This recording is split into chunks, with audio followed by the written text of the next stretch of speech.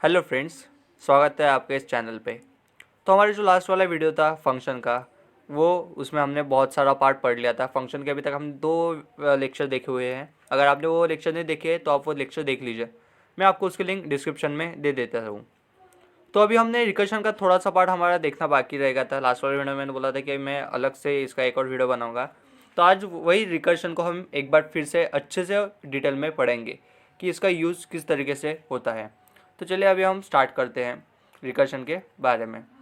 तो रिकर्शन क्या है? A function is called recursive if a statement with in the body of the function called the same function.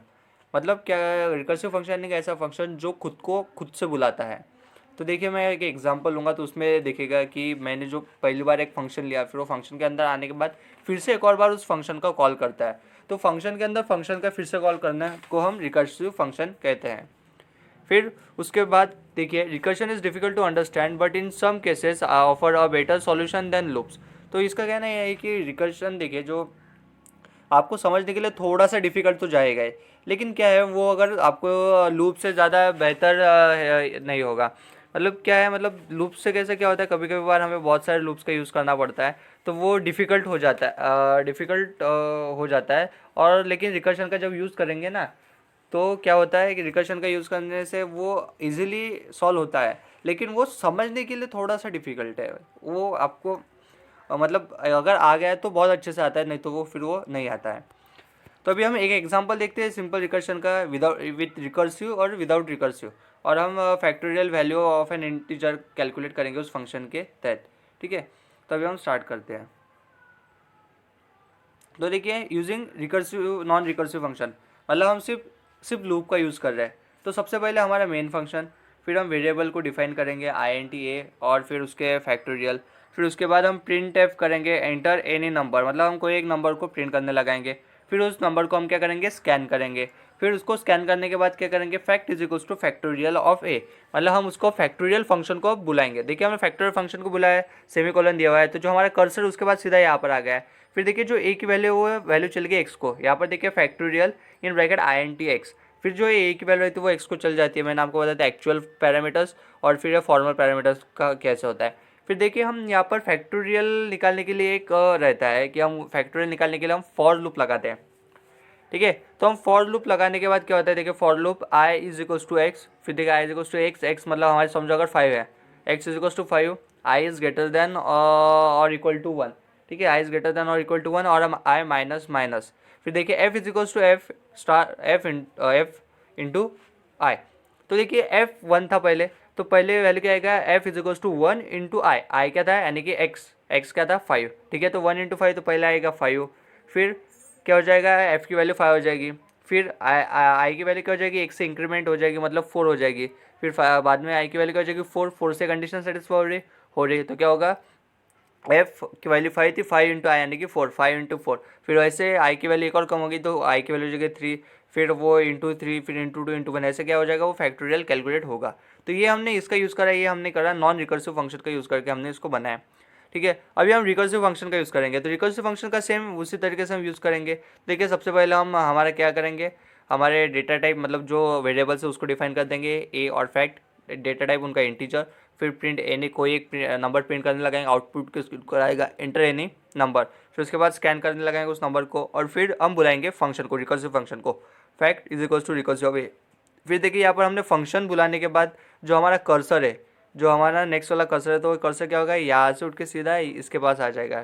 ठीक है, तो हमारा जो कर्सर है वो यहाँ पर आने के बाद क्या हो जाएगा, फिर ये प्रोग्राम स्टार्ट होना होगा, मतलब बढ़ेगा। ठीक है, देखिए यहाँ पर क्या INT f, हमने एक f को कोई बता दिया है। फिर f if x is equals to 1 then return 1। तो ठीक है, अगर x की वैल्यू अगर 1 होगी तो वो सीधा 1 रिटर्न कर देगा, मतलब यहाँ पर फैक्ट की वैल्यू क्या आ जाएगी, सीधा 1 आ जाएगा और नीचे आएगा ही नहीं। एल्स क्या होगा, f is equals to x into recursive of x minus 1। तो यहाँ पर देखिए हमने फिर से फंक्शन को बुलाया, क्या करा, हमने फिर से रिकर्सिव फंक्शन का कॉल करा है। तो फिर यहाँ पर रिकर्सिव फंक्शन आएगा तो फिर से यहाँ पर चले जाएगा। मैं आपको एक डायग्राम मतलब एक फ्लो चार्ट है उसके तहत मैं आपको बताता हूँ। ठीक है, तो देखिए सबसे पहले हम किस में आ गए, फॉर मेन फंक्शन के लिए आ गए। ठीक है, फिर उसमें क्या कर दिया हमने, यहाँ पर देखिए INT f। ठीक है, फिर उसके बाद यहाँ पर मैं आपको थोड़ा डीप में बताऊंगा। फिर उसके बाद आता है इफ़ एक्स देन रिटर्न 1, ठीक है। तो एक्स इज इक्वल्स टू 1 आएगा तो रिटर्न 1 करना है, else x is equal f is equals to x star recursive of x minus 1। फिर देखिए जब हमने नया रिकर्सिव फंक्शन बुलाया तो ये वाली वैल्यू का क्या इस सॉरी तो इस वाली वैल्यू का क्या हो जाएगा, ये वाली देखिए वैल्यू यहाँ से उठ के सीधा इधर आ जाएगी, ठीक है। इधर आगे तो क्या recursive of identity of x, तो यहाँ पर देखिए एक्स क्या था, एक्स माइनस 1 था।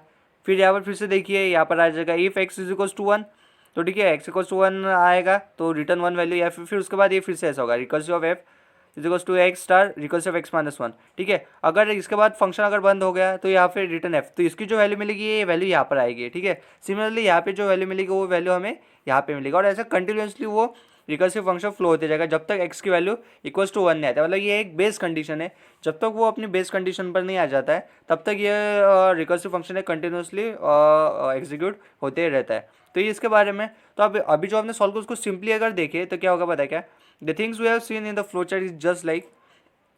तो अब इसको देखते देखिए यहाँ पर क्या है, recursive of 5 returns 5 times into recursive of 4, ठीक है। तो यहाँ पर देखिए रिकर्सिव ऑफ 5 आएगा, फिर उसके बाद जो हमने रिकर्सिव फंक्शन बुलाया तो उसमें हमें रिटर्न वैल्यू क्या मिलेगी 5 इंटू रिकर्सिव ऑफ 4, ठीक है। तो अब देखिए रिकर्शन ऑफ 4 यानी कि 4 फैक्टोरियल का आ गया, फिर वो क्या रिटर्न करेगा हमें 4 टाइम्स रिकर्सिव ऑफ 3, ठीक है। फिर आ गया रिकर्सिव ऑफ 3, तो रिकर्सिव ऑफ 3 में क्या रिटर्न करेगा 3 टाइम्स रिकर्सिव ऑफ 2। फिर आ गया रिकर्सिव ऑफ 2, रिकर्सिव ऑफ 2 क्या करेगा 2 टाइम्स रिकर्सिव ऑफ 1, और ठीक है फिर 1 क्या करेगा 1, क्योंकि जो हमारी वो बेस कंडीशन थी। तो इसके साथ क्या होता है ये पूरे रूप क्या होते हैं फॉलो होते हैं।